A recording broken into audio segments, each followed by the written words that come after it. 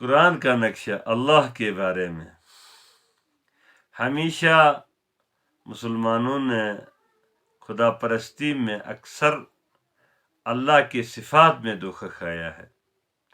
اللہ لفظ سریانی زبان کا الہیہ، عبرانی زبان کا الوہ، عربی زبان کا الہ سے اللہ الف لام میم ہا کا مادہ ہے الالہ۔ یہ قرآن کا جو نقشہ ہے اللہ کے بارے میں، وہ رحمان کے ساتھ رحیم، یعنی کہ رحمان رحیم دونوں، رحیم رحمت سے ہے، رحمان رحیم رحمت سے ہے، رحیم سے ہمیشہ رحمت کا ظہور، ہمیشہ ہر آن ہر گھڑی رحمت کا ظہور ہونے کو رحیم کہتے ہیں۔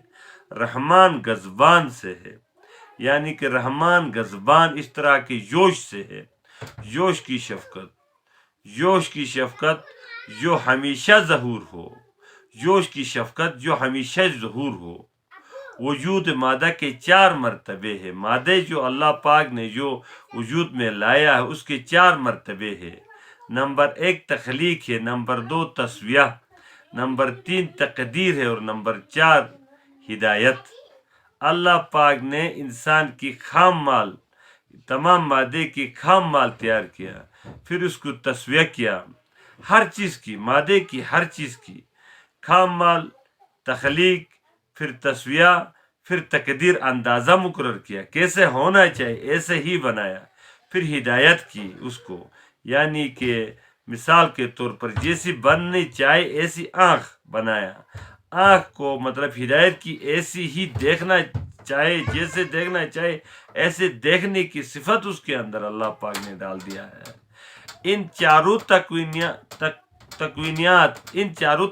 پر غور فکر حقیقت تک لے جاتی ہے۔ اگر ان پر تحقیق کرو گے، غور فکر کرو گے تو حقیقت تک پہنچ جاؤ گے۔ فطرت جو کچھ بخشتی ہے خاص انداز سے بخشتی ہے، مصنوعات کا مطالعہ سانے تک پہنچا دیتا ہے۔ ہم نیچر پر مطالعہ نہیں کرتے، فطرت پر، اسی وجہ سے ہم خدا کو نہیں پہچانتے۔ والسلام۔